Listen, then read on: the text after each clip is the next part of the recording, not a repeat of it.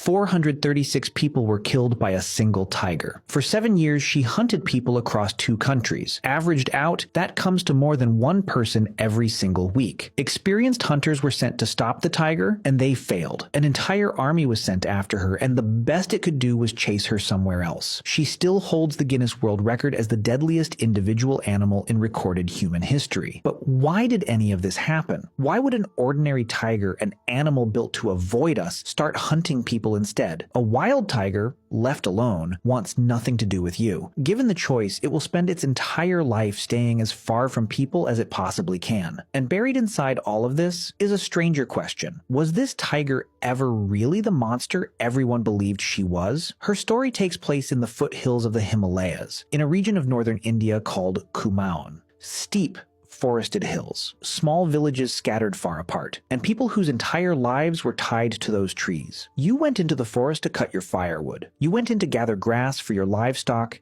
and to collect whatever your family needed to get through the week. There was nothing optional about it. The forest was the kitchen, the fuel, and the paycheck all at once. And that is exactly what made this tiger so deadly. The people most exposed were the ones who could not stay home. The women and children who did the daily, unglamorous work of keeping a household alive were the ones who had to walk into the trees. And the tiger understood that. Over time, she learned the rhythm of the villages, when the forest filled with people, and when it emptied. Then she did something almost no man-eater ever does. She started hunting in broad daylight. Most dangerous animals hunt at night, so at least the daylight is yours. You lock your door, you wait for morning, and you tell yourself the daylight is safe. The tiger erased that line. If the sun was up, and you were in the open, you were not safe, and everyone knew it. But her killings did not even start in India. They began across the border in western Nepal in the final years of the 1800s. At first there was a single death, easy to explain away, then another, then a rhythm nobody wanted to say out loud. For about 3 years she moved through the Nepalese hills, and the number of dead climbed toward 200. People stopped traveling alone. They stopped going out past a certain hour, and still the count kept rising because the one place they could never avoid was the one place she was waiting.